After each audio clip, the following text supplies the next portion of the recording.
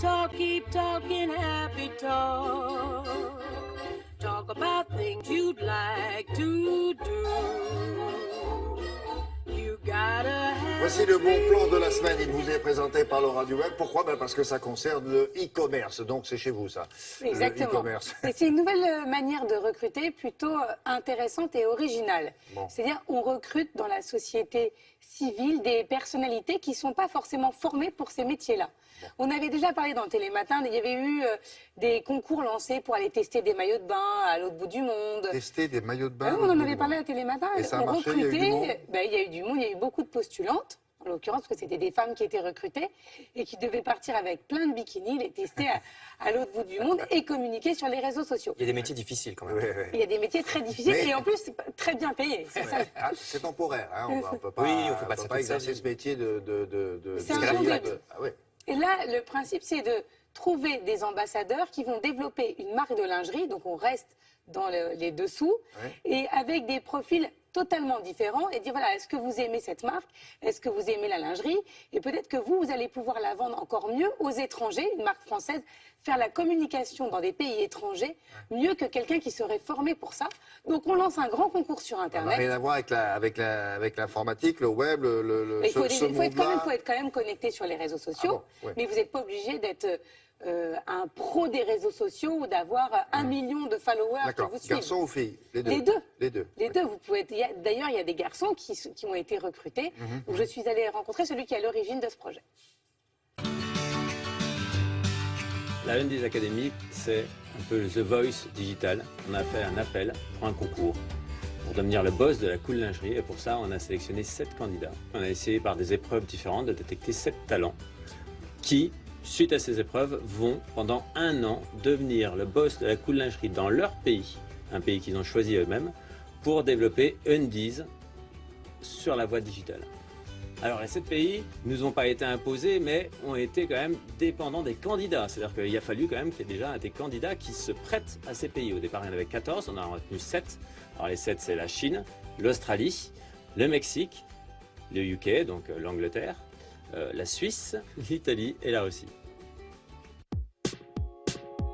Les critères, c'était de la créativité, une capacité pour communiquer sur les réseaux sociaux, là où se trouvent aujourd'hui les jeunes, une forte motivation, une capacité à mobiliser, donc capacité à avoir un groupe d'amis, un groupe de supporters, et aussi une partie un peu stratégie, parce qu'à la fin, ça reste quand même d'être un peu un chef d'entreprise.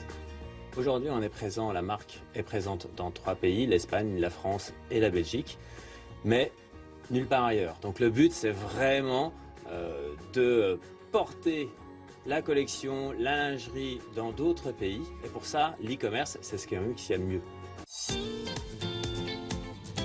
Un réseau magasin reste essentiel. Par contre, c'est du physique, c'est beaucoup plus difficile, c'est des financements très très forts. Donc avant, on ne va pas y aller comme ça au hasard. Donc avant, on teste 7 pays et quand on voit un pays qui répond, où il y a une clientèle, une certaine attache, alors là, on peut lancer la mise en place d'un réseau magasin. Il est évident que les candidats doivent avoir une forte attache avec le pays et préférentiellement être natifs ou binational. Par contre, ce n'est pas le cas de tous. Certains sont des Français qui ont une très forte attache. Ils vont tous être basés à Clichy. Par contre, ils ont des déplacements à faire, de forts déplacements, environ 1 fois par mois, où ils vont devoir aller sur place et donc être capables de s'intégrer et d'intégrer très très vite les codes du pays dans nos collections. L'Undies Academy a démarré déjà par un processus de recrutement étonnant, puisque c'est un appel à candidature, on n'a pas vérifié les diplômes des gens, on a fait un système d'épreuves pour participer avec des éliminations. Ça nous a permis du coup de faire des paris sur des talents qu'on n'aurait jamais pu voir autrement que dans une situation de terrain. Donc aujourd'hui, on va voir, on découvre, c'est vraiment le début d'une aventure, mais fondamentalement, moi j'ai tendance à avoir envie d'y croire et on a déjà planifié finalement une 2e année.